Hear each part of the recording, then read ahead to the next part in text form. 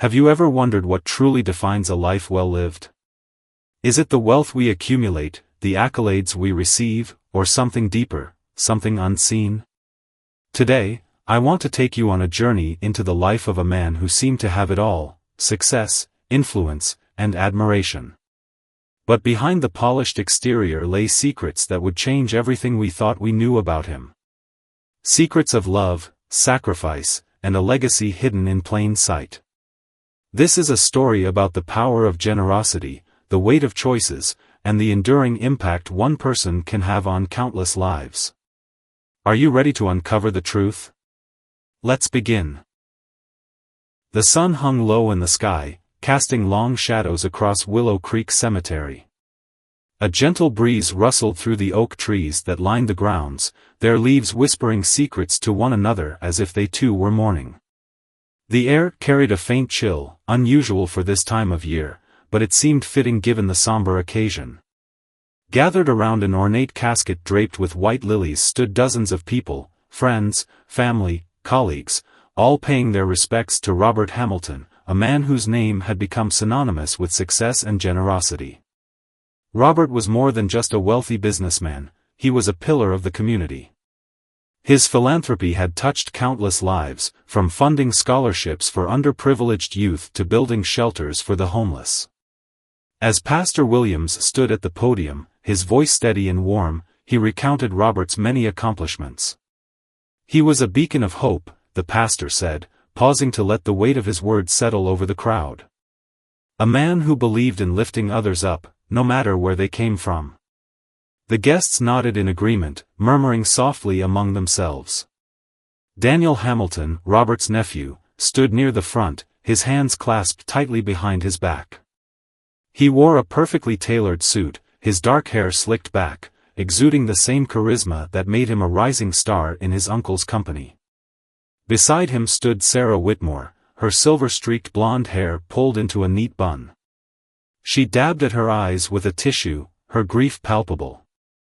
Sarah had known Robert for decades, ever since she'd joined his board of directors. To her, he wasn't just a colleague, he was a mentor, a confidant, and a dear friend.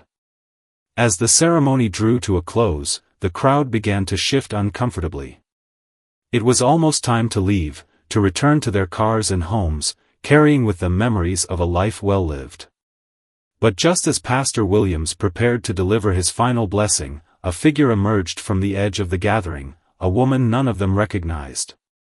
She moved slowly, deliberately, her steps measured as though she were walking through molasses. Her presence was striking, not because of any grandeur or extravagance, but because of its quiet defiance. She was elderly, her skin weathered like leather, her gray hair tucked beneath a simple black scarf. Her dress was modest, faded but clean, and her eyes, those piercing, almond-shaped eyes, seemed to hold centuries of untold stories. This was Martha Ellis. Martha stopped a few feet away from the casket, her gaze sweeping over the assembled mourners. For a moment, no one spoke. The silence stretched taut, broken only by the distant chirping of birds and the occasional rustle of fabric as someone shifted uneasily. Finally, Martha cleared her throat, her voice soft yet firm. "Excuse me," she said, loud enough for everyone to hear. "I need to say something." Her words hung in the air like smoke, drawing curious glances from the crowd. Who was this woman? Why hadn't anyone seen her before? Whispers rippled through the group, some dismissive, others intrigued. Daniel raised an eyebrow, exchanging a glance with Sarah. Neither of them knew her, and judging by the puzzled expressions on the faces around them, neither did anyone else. Pastor Williams hesitated, unsure whether to intervene. But Martha didn't wait for permission. She took another step forward, closer to the casket, her posture unwavering. "My name is Martha Ellis," she continued, her tone calm but commanding. "And I knew Robert Hamilton better than anyone here today." The statement landed like a thunderclap, sending shockwaves through the crowd. Gasps echoed, followed by murmurs of disbelief. How could this stranger claim to know Robert better than his own nephew? Better than Sarah, who had worked alongside him for years. Some people exchanged skeptical looks, while others leaned in, eager to hear what she would say next. Martha ignored the skepticism, her focus unwavering. She placed a hand on the edge of the casket, her fingers trembling slightly. "You all talk about his achievements," she said, her voice tinged with both sadness and resolve. "About how generous he was, how kind. And yes, those things are true. But there's another side to Robert, a side none of you saw." The crowd fell silent again, their curiosity outweighing their doubts. Even Daniel found himself leaning forward, his brow furrowed. What could this woman possibly know about his uncle that he didn't? "He wasn't always the man you remember," Martha continued, her gaze drifting toward the horizon. "There was a time when Robert was lost. Broken. Searching for something he couldn't quite name." She paused, collecting her thoughts. "I met him during those years. Long before he became the man you're honoring today." Sarah frowned, her mind racing. She had known Robert for nearly 30 years, but she had never heard him mention anyone named Martha. Still, there was something about the way the woman spoke, her conviction, her raw emotion, that made it hard to dismiss her outright. "What do you mean?" Daniel asked finally, breaking the silence. His voice was polite but cautious, tinged with a hint of defensiveness. "If you really knew my uncle, why haven't we heard of you until now?" Martha turned to face him, her expression softening. "Because it wasn't my story to tell," she replied simply. "Until today." For a moment, no one spoke. The tension in the air was palpable, thick enough to cut with a knife. Then, without another word, Martha reached into the pocket of her dress and pulled out a small, worn photograph. She held it up for everyone to see. In the picture, a younger Robert stood beside a woman who bore a striking resemblance to Martha. They were smiling, their arms wrapped around each other, looking happier than anyone in the crowd had ever seen him. "This was taken over 40 years ago," Martha explained, her voice barely above a whisper. "Back when Robert and I were close. Very close." She lowered the photo, her eyes meeting Daniel's. "Your uncle wasn't always the man you think you knew. And if you want to understand who he truly was, you'll need to listen to what I have to say." With that, Martha stepped back, folding the photograph carefully and tucking it back into her pocket. The crowd remained frozen, unsure how to react. Was this some sort of publicity stunt? A grieving relative seeking attention? Or was there truth to her words? Whatever the case, one thing was certain: Martha Ellis had planted a seed of intrigue that would not be easily forgotten. As the funeral concluded and the guests began to disperse, whispers of her revelation lingered in the air, spreading like wildfire. Little did they know, this was only the beginning. Martha's voice carried the weight of decades as she began to speak again, her words painting a vivid picture of another time, a time when the world was far less forgiving. She stood there in the cemetery, surrounded by faces that knew only the polished version of Robert Hamilton, unaware of the man he had once been. "Let me take you back," she said softly, almost reverently, to 1965. Montgomery, Alabama. The year itself felt like a distant memory now, buried beneath layers of progress and change. But for Martha, it was as fresh as yesterday. She closed her eyes briefly, letting the images flood her mind before continuing. "Back then, Robert wasn't the wealthy businessman you all remember. He was just a young teacher with fire in his heart and dreams bigger than himself." It was a humid summer evening when Martha first met Robert.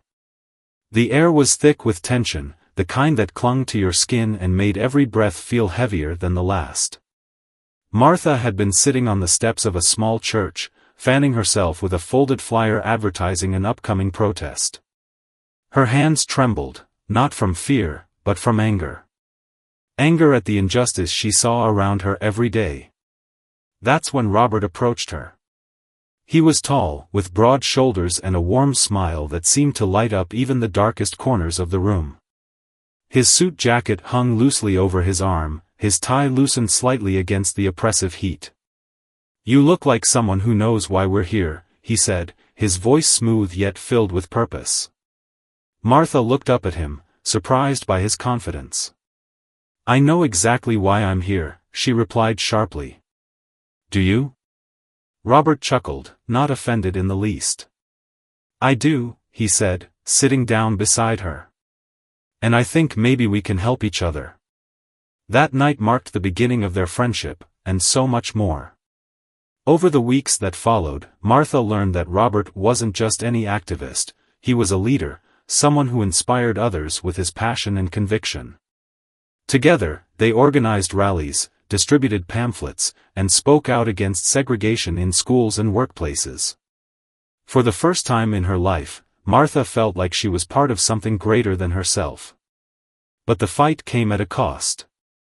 One afternoon, after returning home from a particularly heated demonstration, Robert received a letter informing him that his teaching position at the local high school had been terminated. The reason? Unprofessional conduct. It was code for being involved in civil rights activism, and everyone knew it. When Martha found out, she rushed to his apartment, her heart pounding with worry. "Are you okay?" she asked, finding him seated at his kitchen table, staring blankly at the letter in front of him. Robert sighed, running a hand through his hair. "I'll be fine," he said, though his voice betrayed the frustration simmering beneath the surface. "They can take my job, but they can't take my voice. Not unless I let them." Despite his bravado, Martha could see the toll it was taking on him. Losing his job meant losing stability, security, things he desperately needed if he wanted to keep fighting. But Robert refused to give up. Instead, he poured even more energy into the movement, determined to make a difference no matter the personal sacrifice. Meanwhile, another chapter of Robert's life was unfolding, one that few people outside his inner circle knew about. Rebecca Thompson entered his world like a storm, unpredictable and impossible to ignore.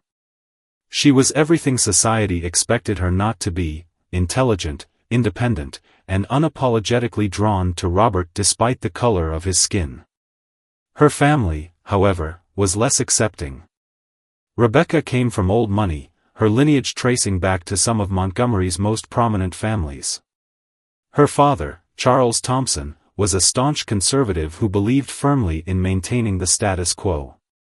When he discovered that his daughter was seeing a black man, his reaction was swift and brutal. "You will end this nonsense immediately," he demanded during one explosive dinner conversation. "Or you'll find yourself cut off from everything you hold dear." Rebecca tried to stand her ground, but the pressure mounted. Friends stopped speaking to her. Social invitations dried up. Even her own mother pleaded with her to reconsider. "Think about your future, sweetheart," her mother whispered tearfully one night. "Is he worth throwing away everything for?" Yet, despite the mounting opposition, Rebecca refused to let go of Robert. Their relationship became a secret affair, conducted in stolen moments and hidden places. They would meet late at night in abandoned warehouses or under the cover of trees in secluded parks, holding on to each other as if the world might rip them apart at any moment. One such meeting took place on a chilly autumn evening. Rebecca arrived bundled in a coat too big for her frame, her cheeks flushed from both the cold and the thrill of sneaking out. Robert greeted her with a kiss, pulling her close to shield her from the biting wind. "I hate this," Rebecca murmured against his chest. "I hate having to hide." "So do I," Robert admitted, brushing a strand of hair from her face. "But we don't have a choice." "Not yet." Their love story was bittersweet, a testament to the resilience of the human spirit in the face of overwhelming adversity. Yet, even as they clung to each other, Robert remained deeply committed to the cause. He often risked his safety to protect others, including Martha and her family. One harrowing night stands out in Martha's memory. Word had spread that a group of white supremacists planned to retaliate against activists in their neighborhood. Panic gripped the community as families scrambled to find safe havens.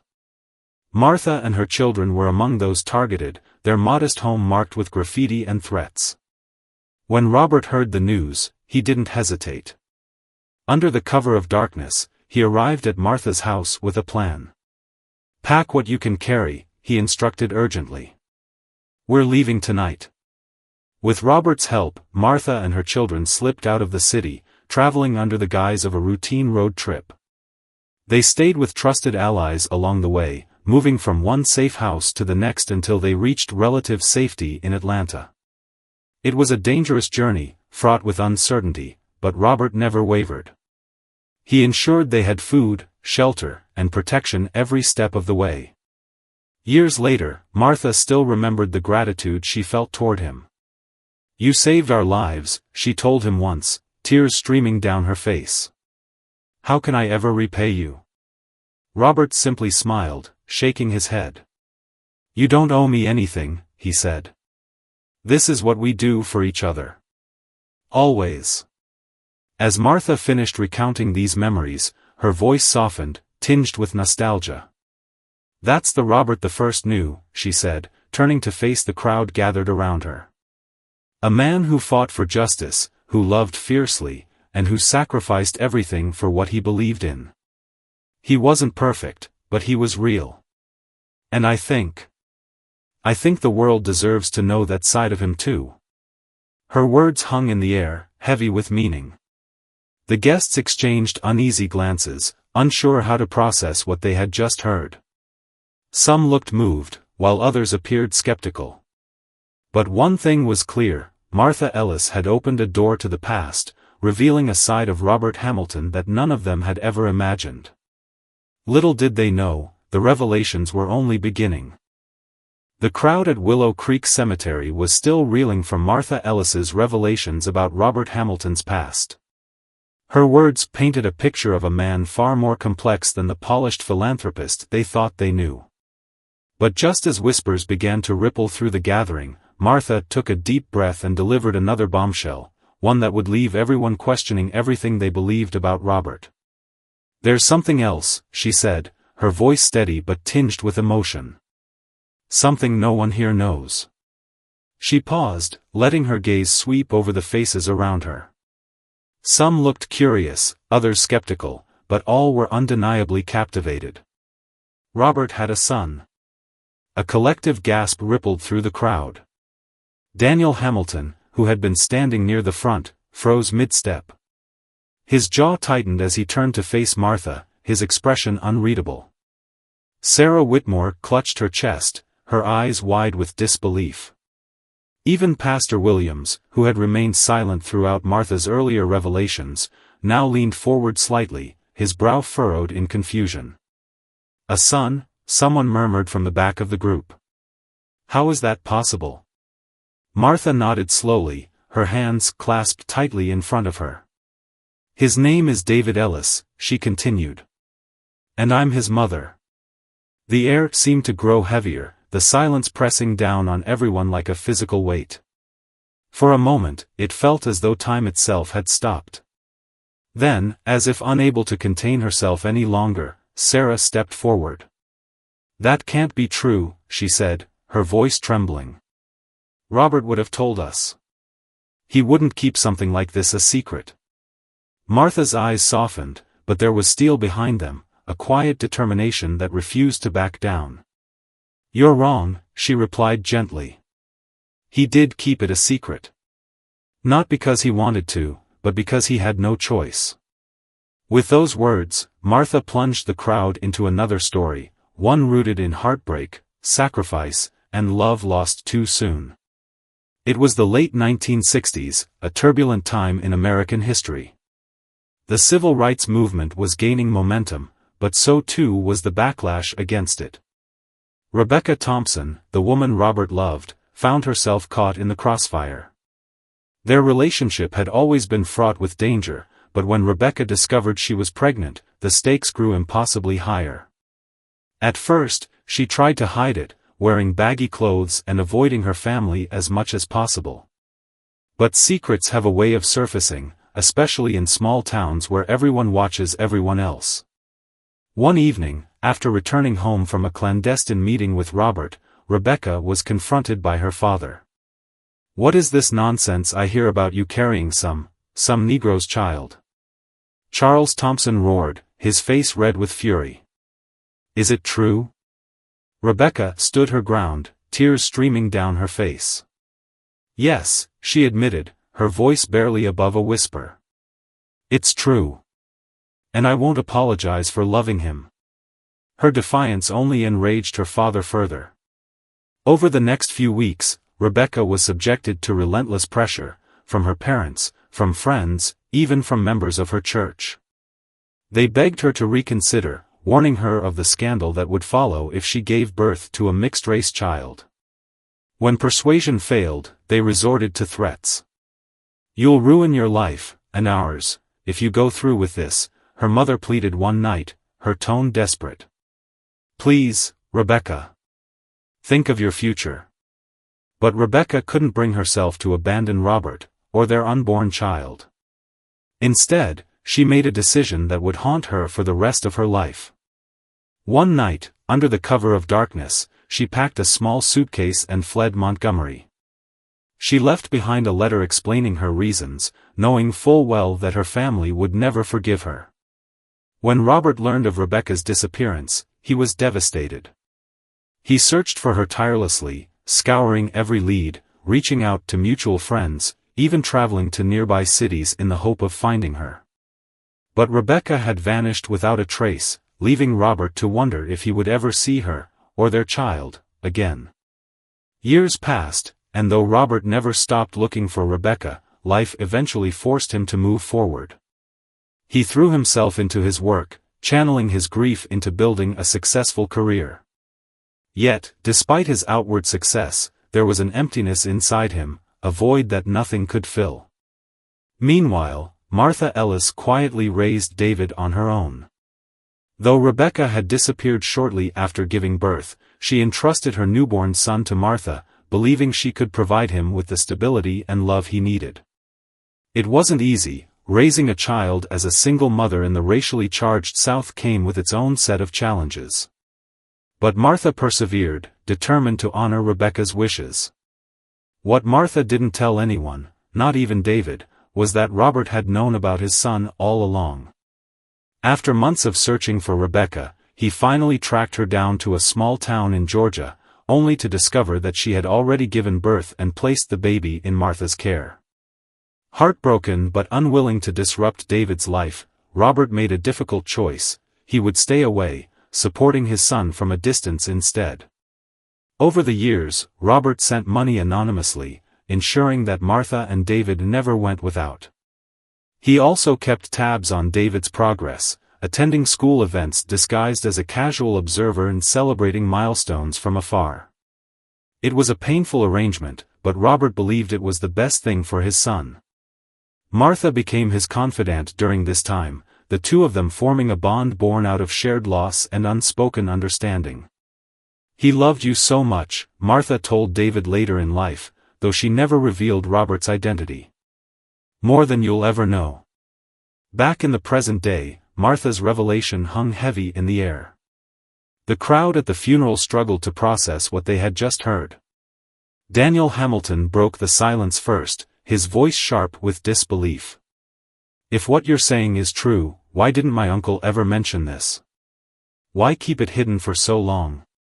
Martha met his gaze, her expression unwavering. "Because he was protecting David," she explained. "And himself. Imagine the scandal it would have caused, the damage it could have done to both their lives. Robert chose to sacrifice his happiness for the sake of his son's future." Sarah shook her head, tears streaming down her face. "It doesn't make sense," she whispered. "How could he keep something like this from us? From me?" "Not everyone gets to know the whole truth about a person," Martha replied softly. "Sometimes, we only see the parts they want us to see." As the weight of her words sank in, the crowd began to disperse, their minds racing with questions and emotions. But for Martha, the burden of secrecy had finally lifted. She glanced down at the photograph in her hand, the same one she had shown earlier, and smiled faintly. In it, Robert stood beside her, his arm wrapped protectively around young David. "He may not have been perfect," Martha murmured to herself, her voice barely audible. "But he was a good man. And now, the world will know the truth." The atmosphere at Willow Creek Cemetery had shifted dramatically. What began as a solemn gathering to honor Robert Hamilton's legacy had transformed into something far more complex, a reckoning with the truths hidden beneath his polished exterior. Martha Ellis's revelations about David, her son and Robert's secret child, left the crowd stunned. Whispers rippled through the mourners, some skeptical, others visibly moved. But just as the murmurs threatened to drown out Martha's voice, another figure emerged from the edge of the gathering. He was tall, with broad shoulders and warm brown eyes that mirrored Robert's. His presence commanded attention, though he carried himself with quiet humility. This was David Ellis, stepping forward for the first time in front of the people who thought they knew everything about his father. "I'm David," he said simply, his voice steady but tinged with emotion. "And I am Robert Hamilton's son." The declaration sent shockwaves through the crowd. Gasps echoed, followed by hushed conversations. Some guests exchanged disbelieving looks, while others stared openly at David, searching for traces of Robert in his features. Daniel Hamilton, still reeling from earlier revelations, took a step closer, studying the man before him. "Prove it," one guest muttered under their breath, loud enough for those nearby to hear. The tension thickened as skepticism bubbled to the surface. How could anyone trust this sudden claim? Was it possible that Martha and David were fabricating a story to tarnish Robert's memory? Martha didn't flinch. Instead, she reached into her bag and pulled out a bundle of faded letters tied together with a frayed ribbon. She held them up for everyone to see. "These are letters Robert wrote to David over the years," she explained, her tone firm yet gentle. "He may not have been able to raise him openly, but he never stopped being a father, not in the ways that mattered most." To understand the depth of Robert's sacrifices, one had to go back decades, to moments when he risked not only his reputation but also his livelihood to ensure David had opportunities he might otherwise have been denied. David's education became Robert's top priority. When David was accepted into a prestigious private school in Atlanta, tuition costs posed a significant challenge. At the time, Robert was still rebuilding his career after losing his teaching job due to his activism. Money was tight, but Robert refused to let financial constraints stand in the way of his son's future. Late one night, Robert sat at his kitchen table, poring over spreadsheets and bank statements. The numbers didn't add up, no matter how he rearranged them, there simply wasn't enough money to cover the tuition. But then an idea struck him, an idea that came with risks. He owned a small piece of land on the outskirts of Montgomery, inherited from his parents.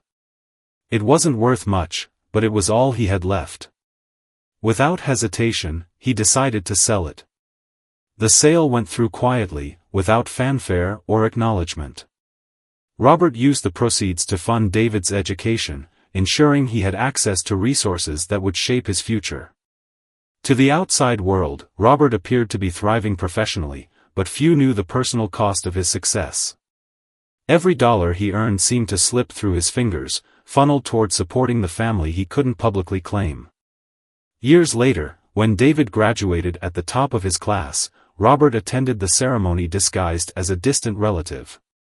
He watched from the back of the auditorium, tears streaming down his face as his son walked across the stage to receive his diploma. It was a bittersweet moment, pride mingled with the ache of separation. Living a double life took its toll on Robert. By day, he was the charismatic businessman and philanthropist admired by many. By night, he wrestled with guilt and longing, haunted by the knowledge that his son grew up without knowing the full extent of his love. There were moments when Robert considered coming clean, when he fantasized about introducing David to his colleagues, about standing proudly beside him at events. But each time, reality intervened. Society wasn't ready to accept a mixed-race child born out of forbidden love, especially one connected to a prominent figure like Robert. The scandal would destroy both their lives, and Robert couldn't bear the thought of putting David in harm's way. Instead, he channeled his emotions into writing letters, dozens of them over the years. In these letters, he poured out his heart, sharing stories of his childhood, offering advice, and expressing his unconditional love. Though David rarely responded, Robert continued writing, hoping his words would bridge the gap between them. As Martha handed the letters to Sarah Whitmore, who had stepped forward hesitantly, the room fell silent. Sarah unfolded one of the pages, her hands trembling as she read the familiar handwriting. Tears welled in her eyes as she recognized the man behind the words, the same Robert she had known for decades, yet somehow so different. "I had no idea," Sarah whispered, her voice breaking. "All these years. I thought I knew him. But I didn't know anything." Daniel approached next, his expression conflicted. He glanced at David, then back at Martha. "Why now?" he asked, his voice heavy with frustration. "Why reveal this today?" "Because it's time," Martha replied firmly. "Robert carried this secret for too long. It's not fair to him, or to David, to keep living in the shadows. Today, we honor the whole man, not just the parts people wanted to see." David nodded in agreement, his gaze steady. "I don't want sympathy," he said. "I just want the truth to be known. My father was a good man who made sacrifices I'll never fully understand. And I'm proud to call him my dad." The crowd remained silent, absorbing the weight of his words. Slowly, one by one, they began to nod in acknowledgement. Skepticism gave way to understanding, and disbelief melted into respect. Even those who had doubted earlier found themselves moved by the raw honesty of Martha and David's testimony. As the funeral drew to a close, Sarah lingered behind, clutching the letters to her chest. She turned to Martha, her eyes filled with regret. "Thank you for telling us," she said softly. "For showing us who Robert really was. I wish I'd known sooner." Martha placed a comforting hand on Sarah's shoulder. "It's not about what we didn't know," she replied. "It's about honoring the man he was, and the legacy he leaves behind." With that, the group dispersed, leaving Martha and David standing side by side near Robert's casket. They shared a quiet moment, their bond unspoken but undeniable. For the first time in years, they felt a sense of peace, a closure long overdue. The air at Willow Creek Cemetery was thick with emotion as the revelations about Robert Hamilton continued to unfold. What had started as a routine funeral had transformed into something far more profound, an unveiling of the man behind the public persona. Martha Ellis and David's disclosures had already shaken the crowd, but it seemed the stories were only beginning. As the murmur subsided, an older man in tattered clothes shuffled forward from the edge of the gathering. His face was weathered, his hands calloused, but there was a quiet dignity in the way he carried himself. He stopped a few feet away from the casket, his eyes fixed on Robert's name engraved in gold letters. "I didn't know I'd be speaking today," he began, his voice gravelly but steady. "But I can't leave without saying something." He paused, glancing around at the faces staring back at him. Some looked curious, others wary, but all were listening intently. "My name is Walter Jenkins," he continued. "And if it weren't for Robert Hamilton, I wouldn't be standing here right now." Walter went on to recount how, years ago, he had hit rock bottom. After losing his job and his family, he found himself living on the streets of Montgomery, struggling to survive. One bitterly cold winter night, as he huddled under a thin blanket in an alleyway, a car pulled up beside him. Out stepped Robert, dressed in a tailored coat that seemed out of place among the grime and despair of the street. "He didn't say much at first," Walter recalled. "Just asked if I needed help. At the time, I didn't trust anyone, especially not someone who looked like they belonged in a boardroom. But something about the way he spoke, it felt genuine. Robert arranged for Walter to stay at a local shelter and later helped him enroll in a rehabilitation program. More than that, he provided financial support to get Walter back on his feet. Over time, Walter regained his confidence and eventually landed a stable job. Today, he worked as a counselor at the same shelter where Robert had once sent him, a role he credited entirely to the man now lying in the casket before him. "I never told anyone about what he did for me," Walter admitted, his voice cracking slightly. "He made me promise to keep it quiet. Said he didn't want recognition, he just wanted to help. But now that he's gone," he trailed off, shaking his head. "I owe him everything." The crowd erupted into murmurs again, this time tinged with awe rather than skepticism. Walter's story resonated deeply, painting a picture of Robert as someone who gave selflessly, often without acknowledgement or reward. Before the whispers could die down, another voice rose above the din. A young woman in her late 20s stepped forward, clutching a folded piece of paper in her hand. Her name was Emily Carter, and she introduced herself as one of Robert's former students from his teaching days.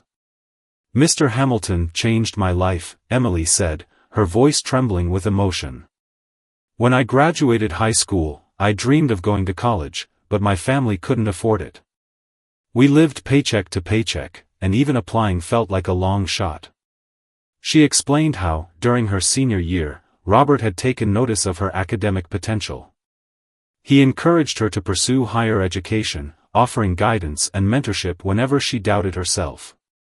Then, just weeks before classes were set to begin, Emily received an anonymous scholarship letter covering her full tuition. "For years, I thought it was some kind of miracle," she said, tears streaming down her face. "But last year, I finally learned the truth. It was Mr. Hamilton who paid for my education, all 4 years of it. He never said a word, never asked for anything in return. He just believed in me when no one else did." Emily unfolded the piece of paper in her hand, revealing a handwritten note she had found tucked inside her acceptance letter. In neat, precise handwriting, Robert had written, **, you deserve this chance. Make the most of it.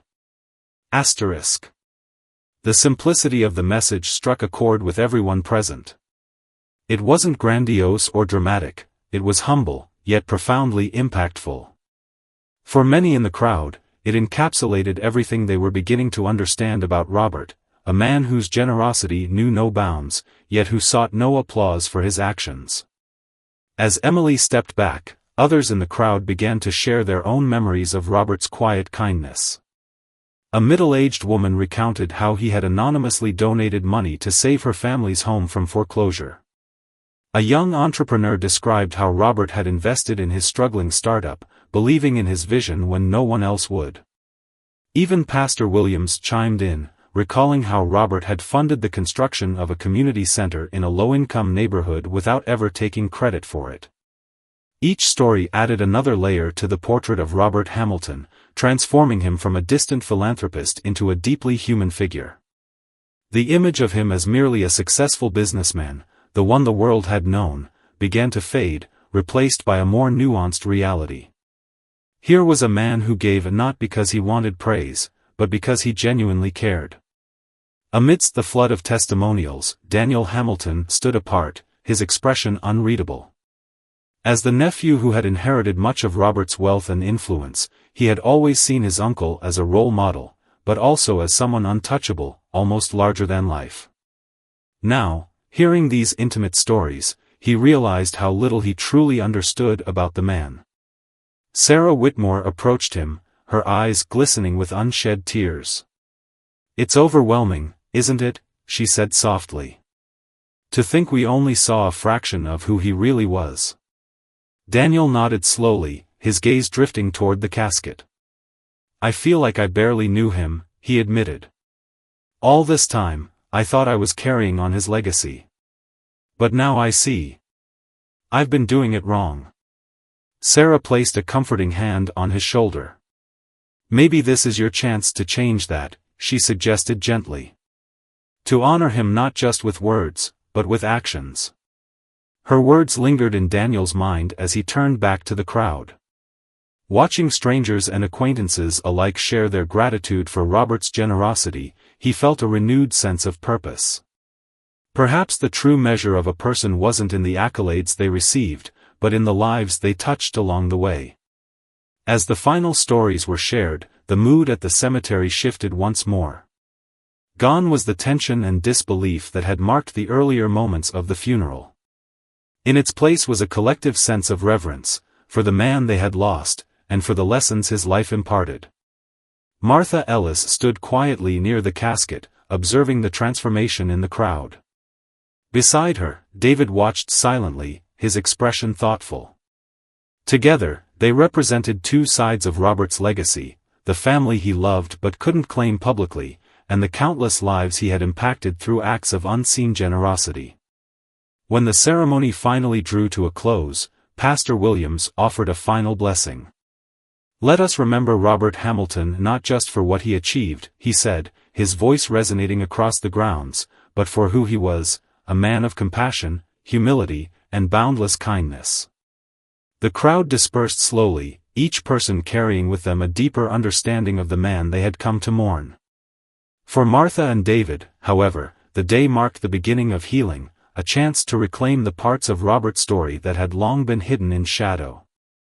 As they walked away from the gravesite, hand in hand, Martha whispered softly, "He would have liked this." David smiled faintly, nodding in agreement. "Yeah," he said. "He would have." The atmosphere at Willow Creek Cemetery had shifted once again, this time settling into a somber yet reflective tone. The revelations of Robert Hamilton's hidden life, his sacrifices, his quiet generosity, and the son he never publicly acknowledged, had left an indelible mark on everyone present.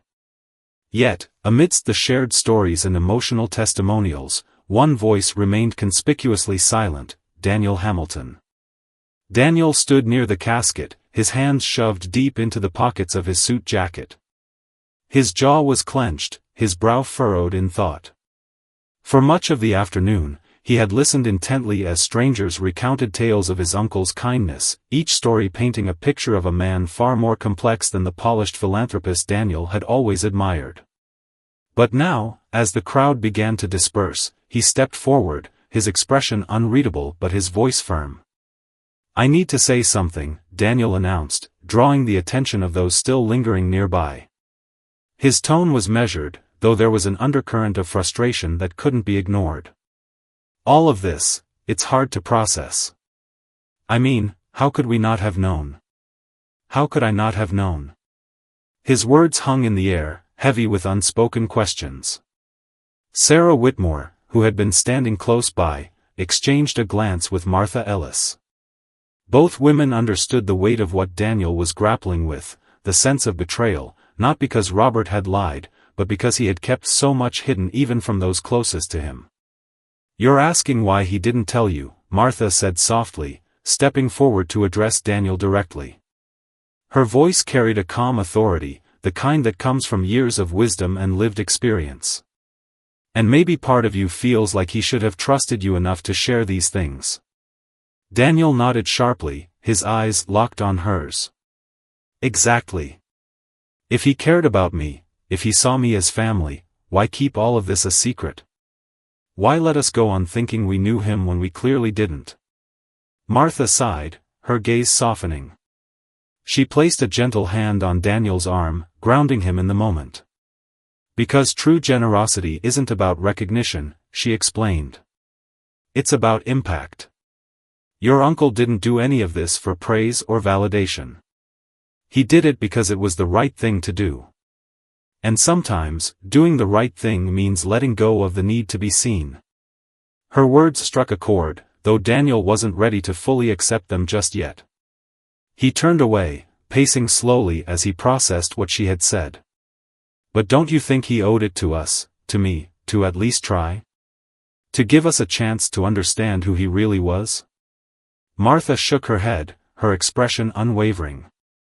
"No, Daniel. What he owed was to the people he helped, the lives he touched. That was his priority. Not ours. As Daniel wrestled with his emotions, the remaining guests began to reflect on their own relationships with Robert. Many had come to the funeral believing they knew him well. After all, he had been a fixture in their community for decades. Yet, as the day unfolded, they realized how little they truly understood about the man behind the public persona. One older woman, Mrs. Evelyn Harper, approached Sarah Whitmore, her eyes glistening with tears. "I've known Robert for over 30 years, she confessed, her voice trembling. "Or at least, I thought I did. But hearing all of this today, it makes me wonder how blind I've been." Sarah nodded sympathetically, her own emotions still raw from the revelations. "Me too," she admitted. "I worked alongside him for years, and yet I feel like I barely scratched the surface. It's humbling, and heartbreaking." Nearby, a younger man named Marcus Bennett, who had benefited from one of Robert's anonymous scholarships, echoed similar sentiments. "He gave me a future I never dreamed possible," Marcus said, his voice thick with gratitude. "And until today, I didn't even know his name. It's strange to feel so connected to someone who was always just, out of reach." The collective realization weighed heavily on the group. They had come to honor Robert Hamilton, but instead, they found themselves mourning not only his loss but also the pieces of him they had missed while he was alive.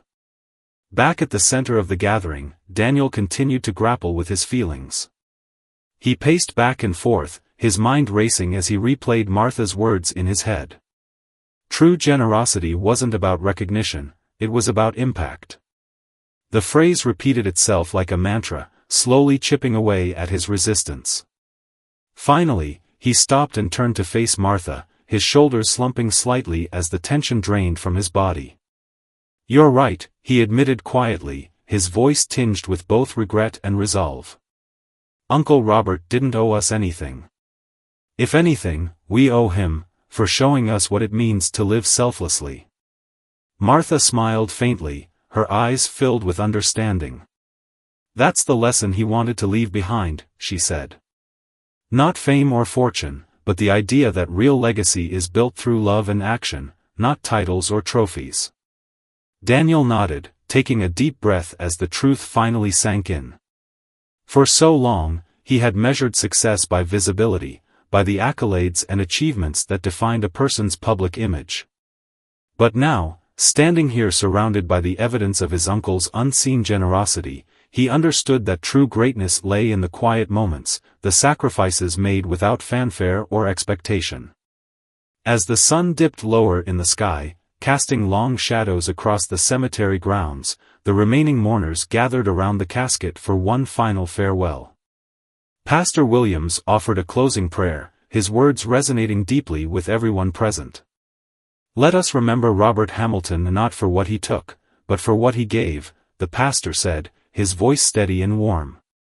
"Not for the wealth he accumulated, but for the lives he transformed. May we carry his spirit forward, honoring him not with words alone, but with deeds that reflect the same compassion and humility he embodied." When the prayer ended, the crowd began to disperse, each person carrying with them a renewed sense of purpose. For Daniel, the day had been transformative, a reckoning with the complexities of his uncle's life and a reminder of the values he hoped to uphold moving forward. As he walked away from the gravesite, Daniel paused briefly to glance back at the casket. Beside it stood Martha and David, their presence a testament to the fullness of Robert's legacy. Though the road ahead would undoubtedly be challenging, Daniel felt a flicker of hope, a belief that perhaps, in time, he could honor his uncle's memory in ways that truly mattered. The revelations at Willow Creek Cemetery had already reshaped how everyone viewed Robert Hamilton, but the story was far from over. As the sun dipped lower in the sky, casting a golden hue across the gravesite, Martha Ellis took a moment to share one final chapter of Robert's life, one that illuminated his humanity and underscored the depth of his generosity. "Before he passed," Martha began, her voice steady but tinged with emotion, "Robert came to see me one last time. It was just a few weeks ago, though it feels like a lifetime now." She paused, collecting her thoughts as the crowd leaned in, captivated by her words. He knew his time was running out, and he wanted to make sure, well, that he left things right. It was a crisp autumn afternoon when Robert arrived at Martha's modest home on the outskirts of Montgomery. The leaves were beginning to turn, their vibrant reds and oranges painting the landscape with fleeting beauty.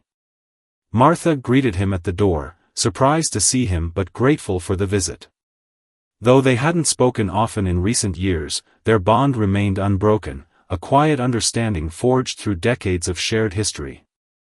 They sat together in her living room, surrounded by photographs and mementos of David's childhood.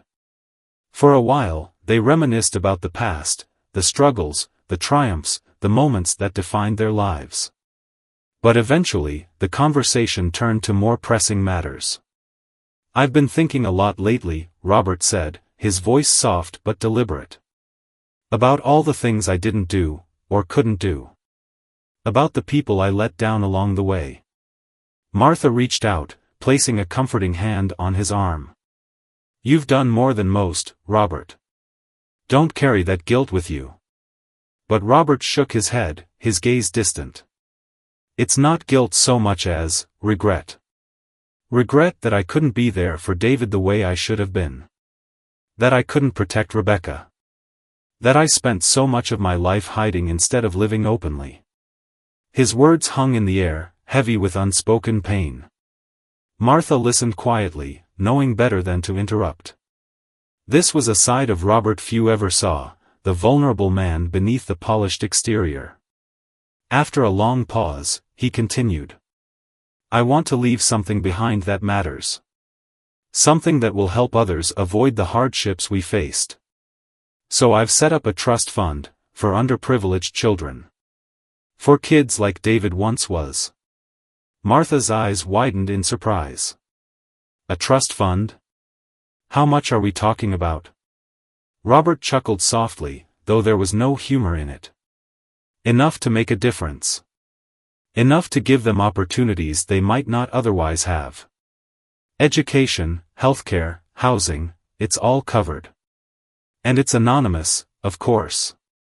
No names attached, no fanfare. Just, help where it's needed." Martha felt tears prickling at the corners of her eyes.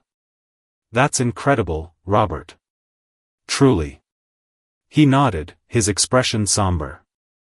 "It's not enough to fix everything. But it's a start."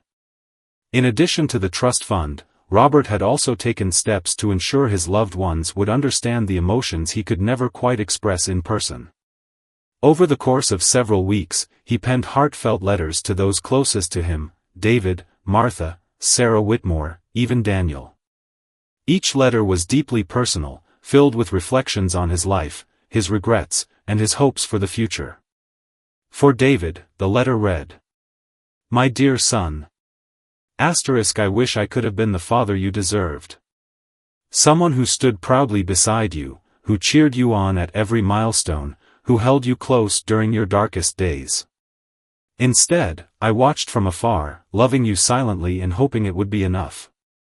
Please know that you were always in my heart, even when I couldn't be in yours, As you move forward in life, remember this, you are stronger than you think, braver than you feel, and more capable than you imagine. Carry that truth with you, and never stop striving for greatness, With all my love.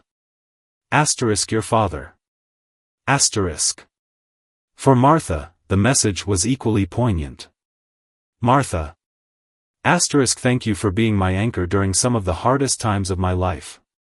Without you, I don't know where David, or I, would be today. You've shown me what true strength looks like, and I'll forever be grateful for your friendship, Take care of yourself, and of David.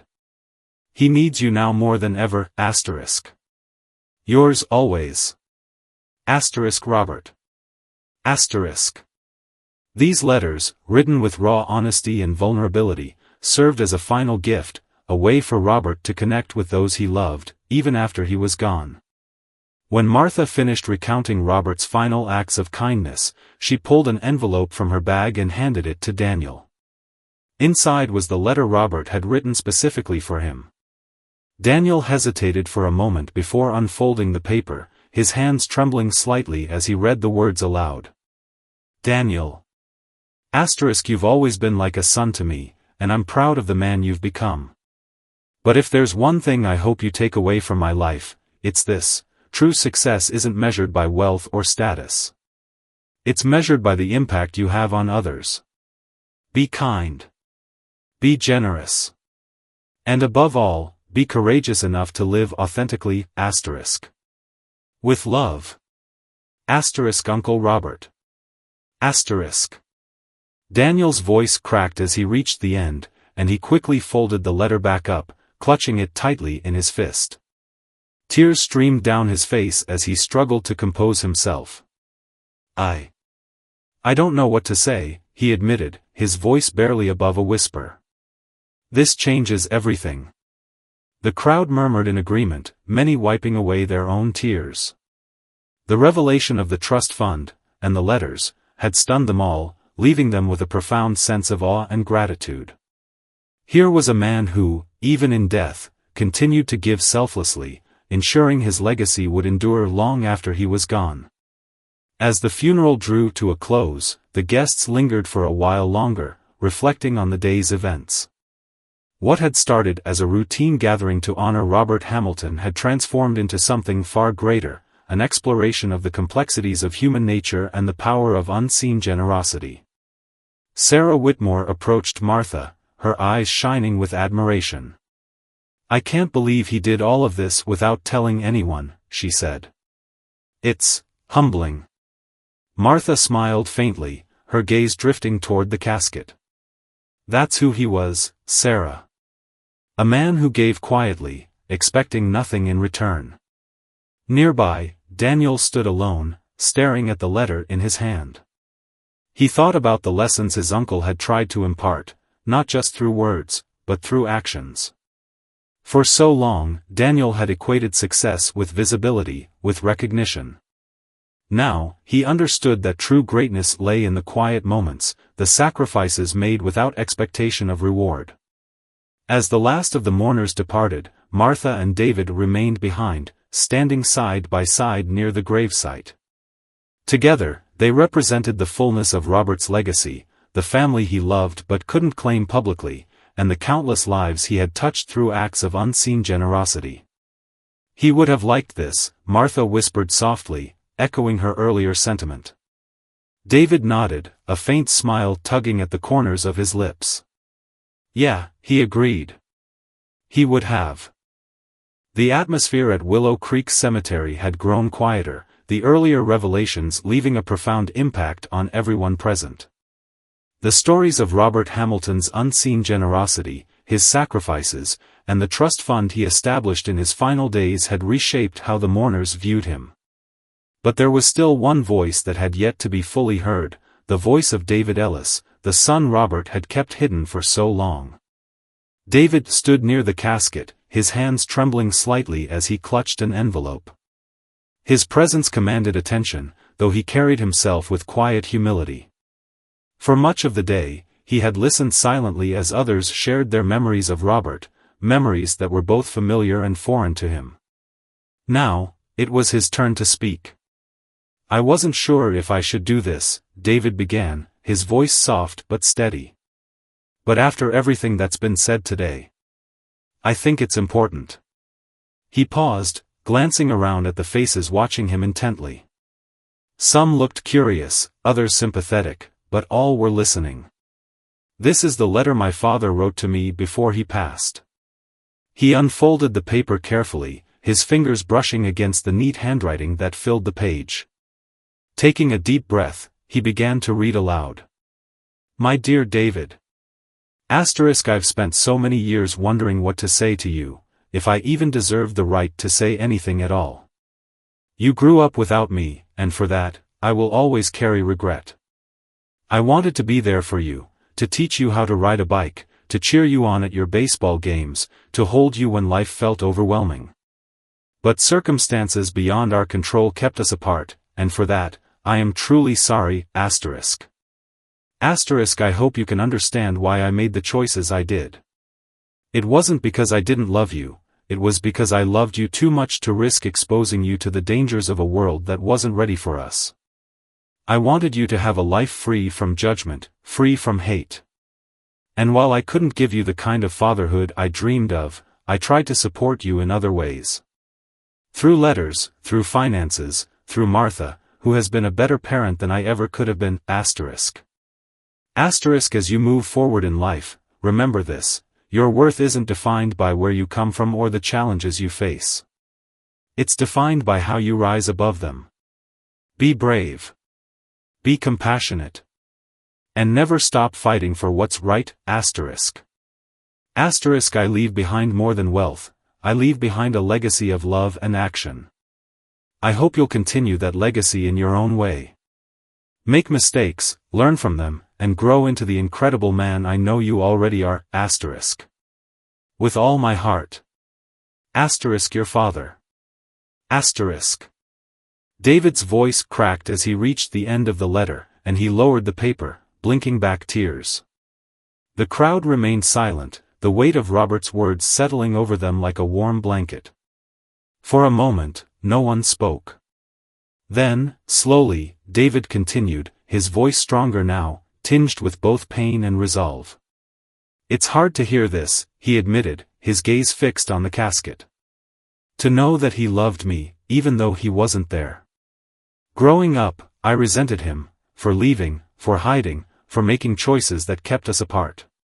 There were nights when I wondered if he even cared about me at all. He paused, swallowing hard as emotions threatened to overwhelm him. But now I see it differently. My father wasn't perfect. He made mistakes, big ones. But he also tried, in his own way, to be there for me. He gave me opportunities one wouldn't have had otherwise. He sacrificed pieces of himself so I could have a better life. David turned to face the crowd, his eyes scanning the sea of faces before him. I don't think I'll ever fully understand why things happened the way they did. But what I do know is this: my father taught me something important, not just through his actions, but through his regrets. He showed me that love isn't always loud or obvious. Sometimes, it's quiet. Hidden. Unseen. But it's still love. As David finished speaking, the tension in the crowd shifted noticeably. Earlier in the day, skepticism had lingered among some guests, doubts about the authenticity of Martha and David's claims casting shadows over the proceedings. But now, those doubts seemed to dissolve, replaced by a collective sense of understanding and admiration. Sarah Whitmore stepped forward, her eyes glistening with unshed tears. "That letter," she murmured, shaking her head in disbelief. "It's exactly who he was. Quietly generous, deeply thoughtful, and full of love, even when he couldn't show it." Daniel Hamilton nodded in agreement, his expression softened by the day's revelations. "I used to think success was about being seen," he said, his voice tinged with regret. "But Uncle Robert showed me that real success is about the lives you touch, even if no one knows it's you doing the touching." Others in the crowd echoed similar sentiments, sharing quiet reflections on how the day had changed their perspective. Walter Jenkins, the homeless man whose life Robert had saved, approached David hesitantly, extending a hand. "Thank you for sharing that," he said gruffly. "For helping us see him the way he really was." David accepted the handshake, managing a faint smile. "He wasn't just my father," he replied. "He was all of ours, in his own way." As the sun dipped below the horizon, casting the cemetery in a soft twilight glow, the remaining mourners gathered around the gravesite for one final farewell. Pastor Williams offered a closing prayer, his words resonating deeply with everyone present. "Let us honor Robert Hamilton not for what he achieved, but for who he was, a man of quiet strength, boundless compassion, and enduring love. May we carry his spirit forward, not through words alone, but through actions that reflect the same selflessness he embodied." When the prayer ended, the crowd began to disperse, each person carrying with them a renewed sense of purpose. For David, the day had been transformative, a reckoning with the complexities of his father's life and a reminder of the values he hoped to uphold moving forward. As he walked away from the gravesite, David paused briefly to glance back at the casket. Beside it stood Martha, her presence a testament to the fullness of Robert's legacy. Though the road ahead would undoubtedly be challenging, David felt a flicker of hope, a belief that perhaps, in time, he could honor his father's memory in ways that truly mattered.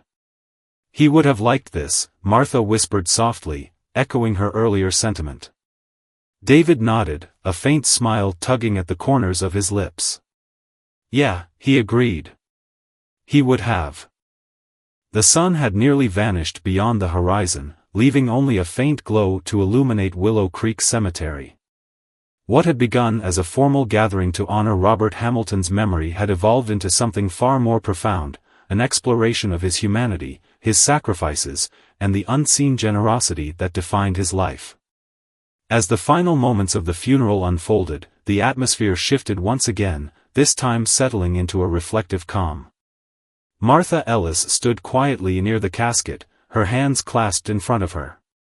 Beside her, David remained still, his gaze fixed on the engraved name of the man who had shaped so much of their lives. Around them, the remaining guests lingered, unwilling to leave just yet. The revelations of the day had left an indelible mark, transforming not only how they viewed Robert but also how they saw themselves. One by one, people began approaching Martha and David, their expressions filled with a mix of humility and gratitude. Earlier skepticism had given way to understanding, and now, many felt compelled to apologize for their initial doubts. A middle-aged woman named Clara Bennett was among the first to step forward. Her voice trembled as she spoke. "I'm so sorry," she said, addressing Martha directly. "When you first told us about David, I didn't believe you. I thought maybe it was some kind of misunderstanding. But after hearing everything today, about Robert, about your family, I realize how wrong I was." Martha smiled faintly, her eyes softening. "It's okay," she replied gently.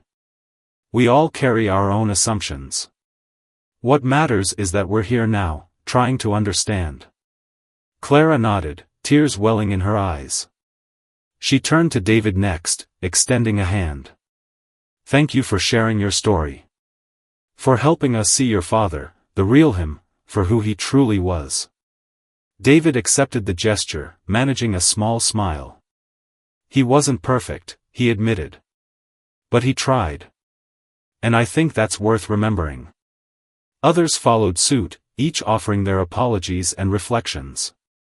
Walter Jenkins, the formerly homeless man whose life Robert had saved, approached with a quiet determination. "I didn't know what to think when you showed up today," he confessed to David. "But hearing those letters, seeing how much he loved you despite everything, it made me realize something. Your father wasn't just generous, he was brave. Brave enough to care, even when it cost him." The words resonated deeply, drawing murmurs of agreement from those nearby. It was clear that the day's events had not only reshaped their perception of Robert but also inspired a renewed sense of empathy and connection among the mourners. Amidst the growing reflection, Daniel Hamilton stepped forward, his expression resolute. For much of the afternoon, he had listened intently as strangers and acquaintances alike shared stories of his uncle's kindness. Now, standing before the crowd, he felt a responsibility, not just to honor Robert's memory but to continue his legacy. "I need to say something," Daniel announced, his voice steady but tinged with emotion. "Today has been overwhelming. In the best possible way. I came here thinking I knew my uncle, a successful businessman, a philanthropist, a role model. But what I've learned is that the man I admired was only part of the picture. The rest, the hidden parts, are what made him extraordinary." He paused, glancing at Martha and David before continuing. "Uncle Robert taught me something important today.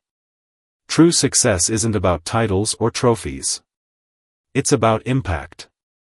About leaving behind more than wealth, leaving behind love, compassion, and action.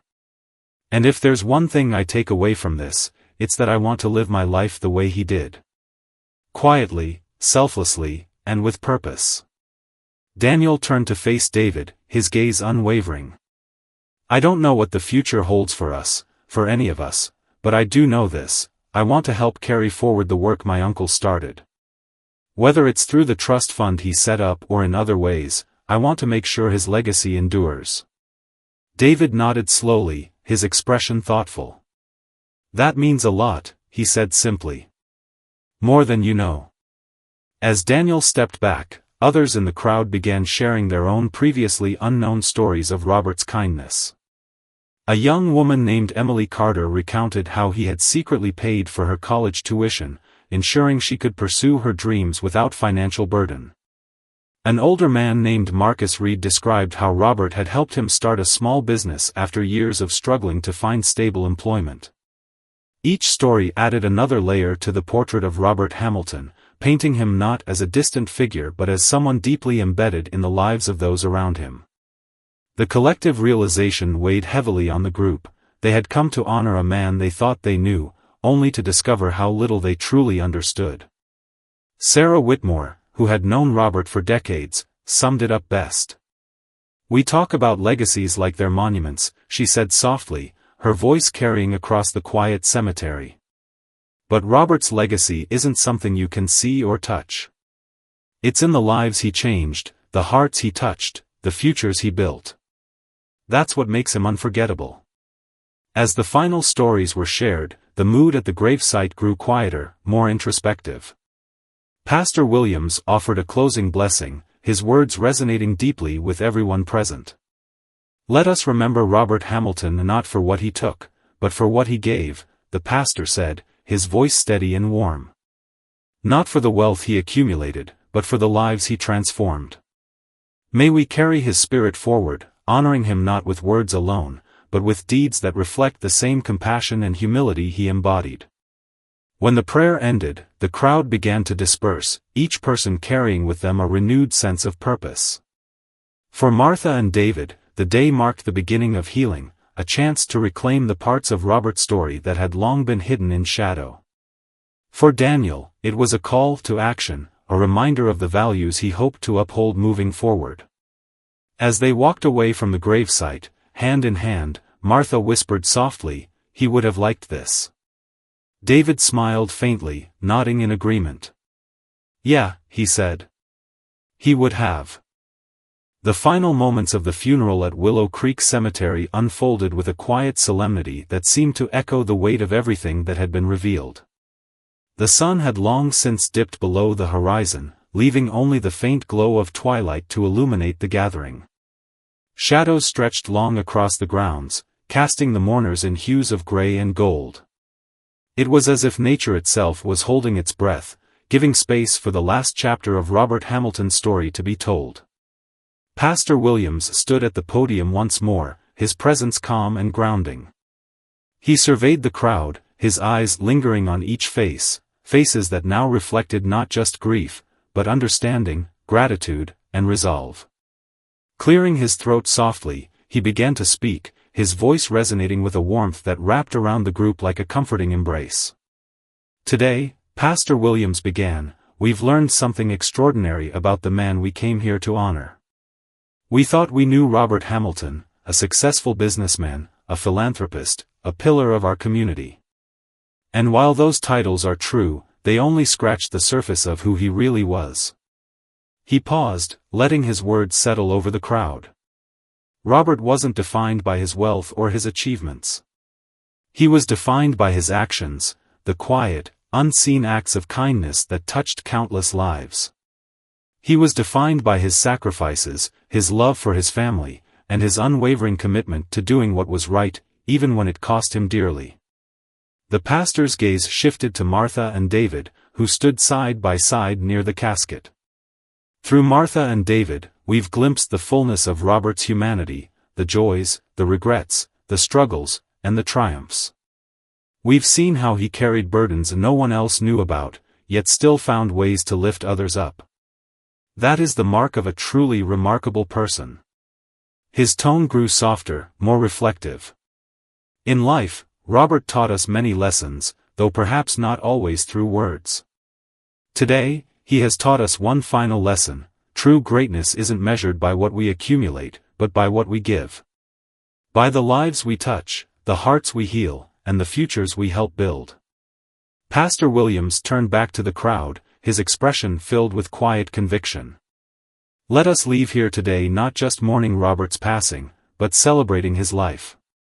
Let us carry forward the values he embodied: compassion, humility, and selflessness.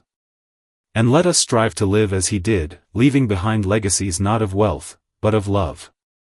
With that, he bowed his head and offered a final prayer, his words weaving together themes of hope, gratitude, and renewal. As the prayer concluded, the crowd remained silent, absorbing the depth of his message. When Pastor Williams stepped back, Martha Ellis moved forward, her steps slow but deliberate.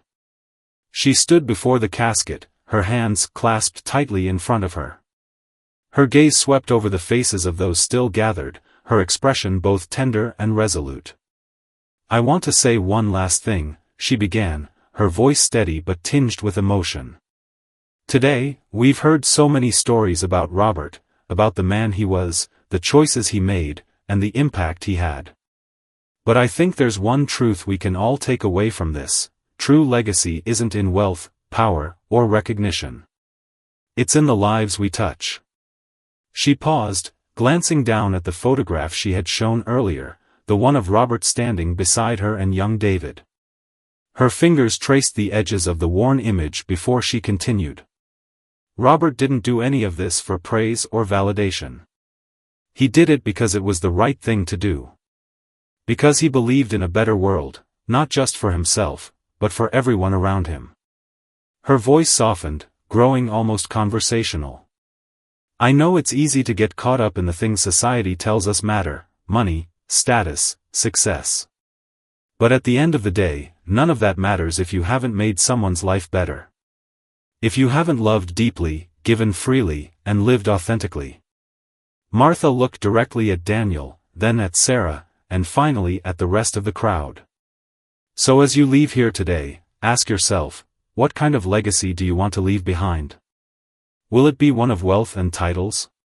Or will it be one of kindness, compassion, and action?" Her final words hung in the air, simple yet profound.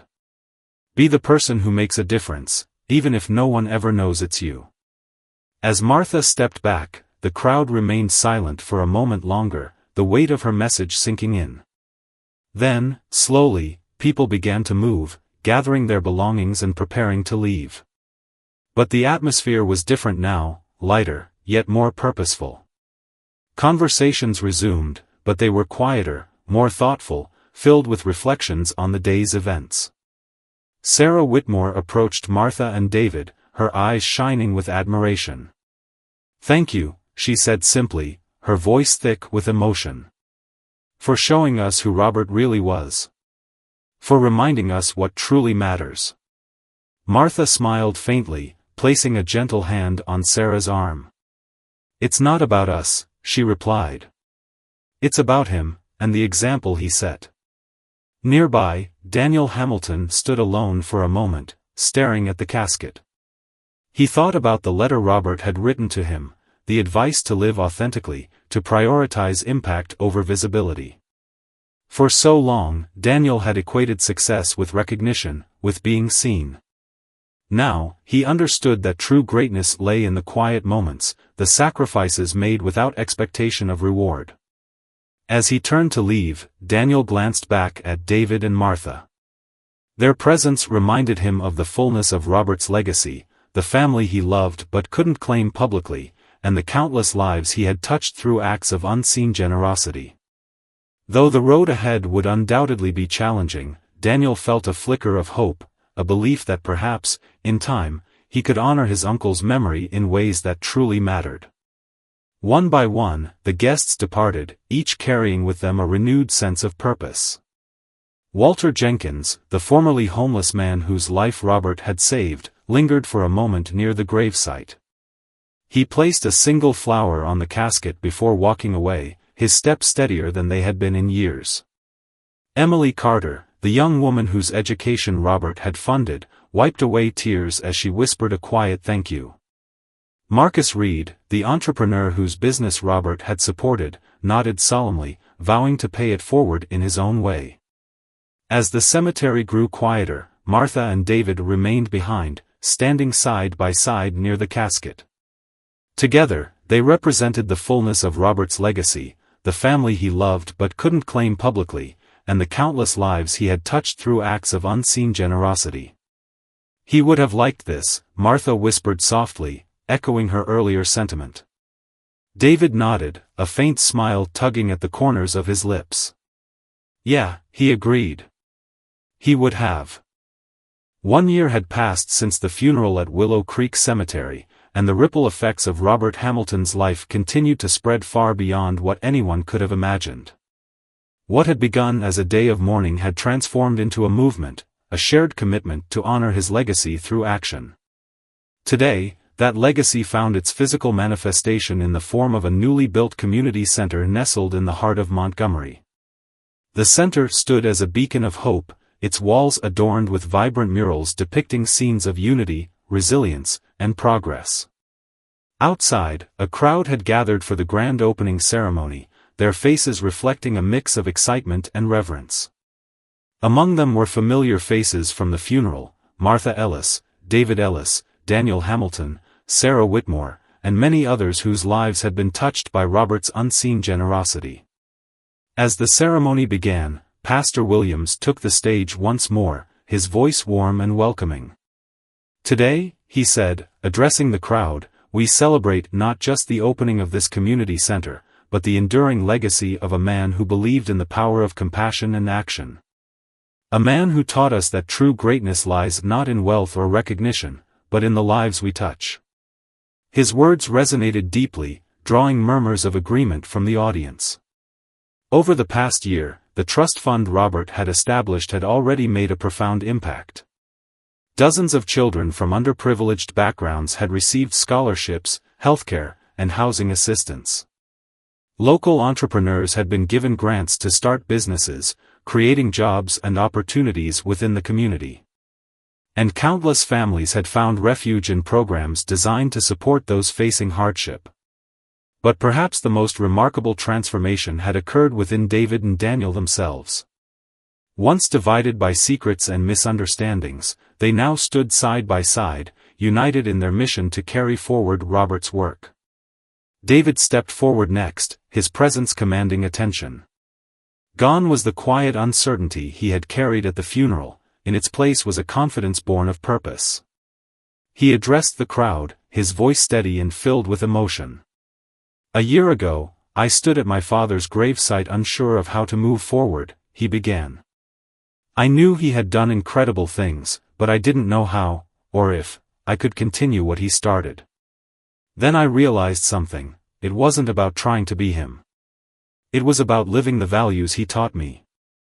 He paused, glancing at Daniel, who stood nearby. "And I couldn't have done any of this without my cousin, my brother, really." David smiled faintly, his tone softening. "When we first met, there was tension. Misunderstanding. But over time, we've learned to lean on each other, to honor my father's memory together." Daniel nodded, stepping forward to join David at the podium. "I used to think success was about visibility," he admitted, his voice tinged with both regret and resolve.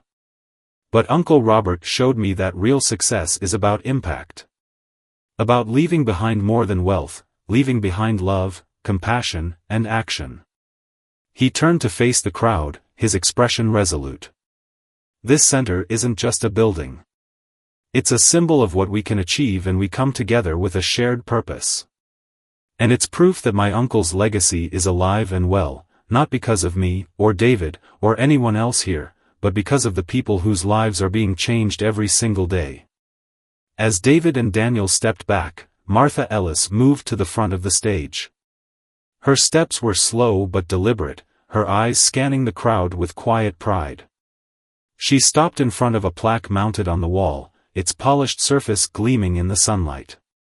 Engraved upon it were the words: "Asterisk, in loving memory of Robert Hamilton, a man who gave silently, loved deeply, and inspired endlessly.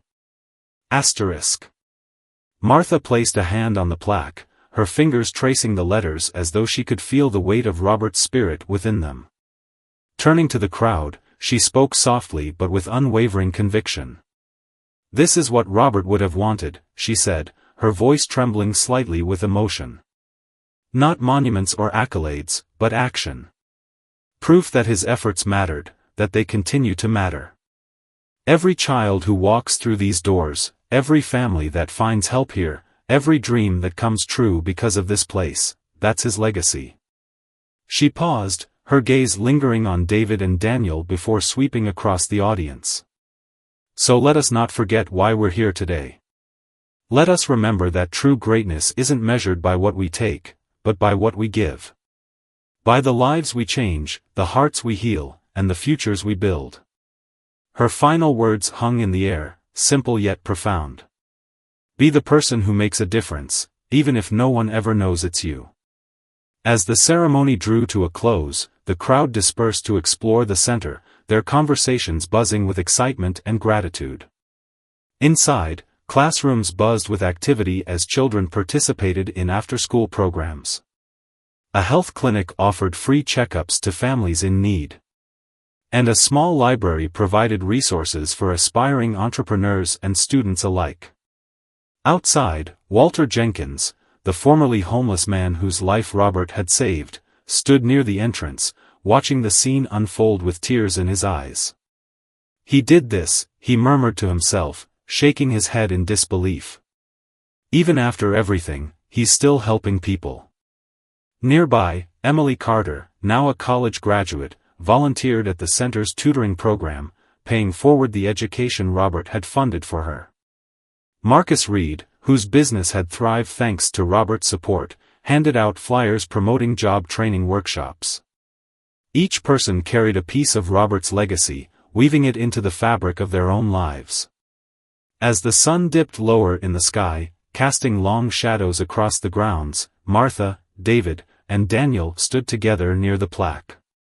They exchanged quiet smiles, their bond stronger than ever.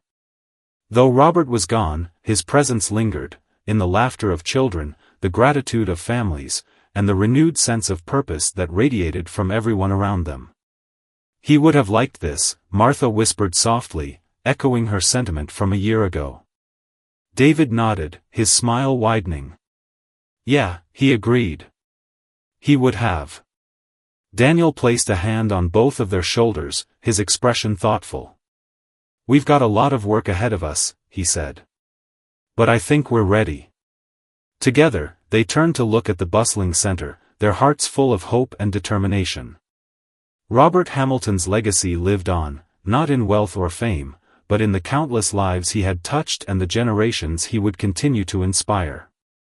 The screen fades to black, and a soft piano melody begins to play, a hauntingly beautiful tune that feels both intimate and universal.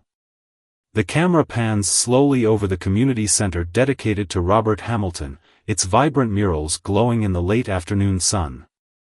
As the music swells, Martha Ellis's voice emerges, gentle yet resolute, guiding us through a final reflection on the man whose life has inspired so many.